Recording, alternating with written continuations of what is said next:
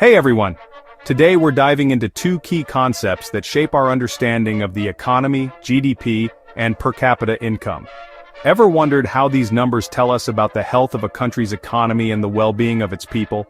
Well, let's break it down in simple terms with some real-life examples. Let's start with GDP, or Gross Domestic Product. Think of GDP as the total income of a country.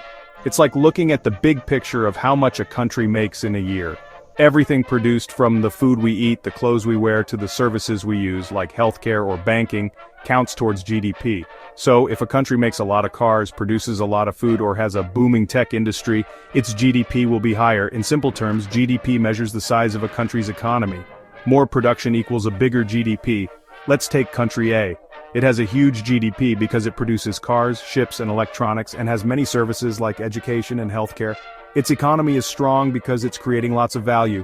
But GDP alone doesn't tell us everything, right? It doesn't show us how well off the people are.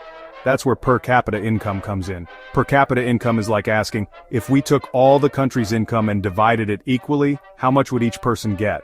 So if country A has a GDP of Rs1,000 crore and a population of 100 people, the per capita income would be Rs10 crore. Sounds good, right?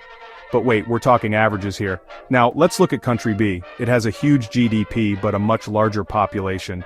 Even though the country produces a lot of goods and services, it has more people to share the wealth with. So, the per capita income may be lower. Let's say country B has a GDP of Rs5,000 crore, but a population of 1,000 people. The per capita income here is just Rs5 lakh. Even though it produces a lot, the wealth is spread thin over many people. Here's country C. This country has a small GDP but a very small population. So, even though it's producing fewer goods and services, the wealth is more concentrated. People here have a higher per capita income. Imagine country C has a GDP of Rs 100 crore, but only 10 people. The per capita income is Rs 10 crore. That's pretty good. Now let's bring it all together. GDP tells us about a country's total economic activity. A higher GDP means a bigger economy. But it doesn't tell us if the people are actually benefiting from that wealth.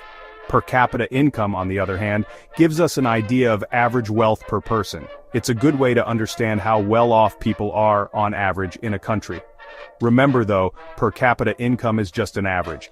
It doesn't tell us how evenly wealth is distributed. A country could have a high per capita income, but if the wealth is concentrated among a few people, the majority might still be struggling. Think of country D. It has a high per capita income, but there's massive inequality. Some people are very rich, but many others live in poverty. So, while the number looks good on paper, it doesn't tell the full story. So, to recap, GDP shows the size of the economy, while per capita income gives us an average of what people might earn. Together, they help us understand a country's overall economic health and the well-being of its citizens.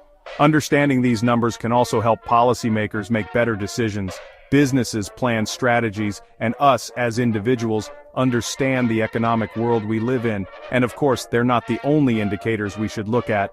Inequality, education, and healthcare are also important. If you found this helpful, don't forget to like, share, and subscribe for more videos on economics and beyond. Until next time, keep exploring.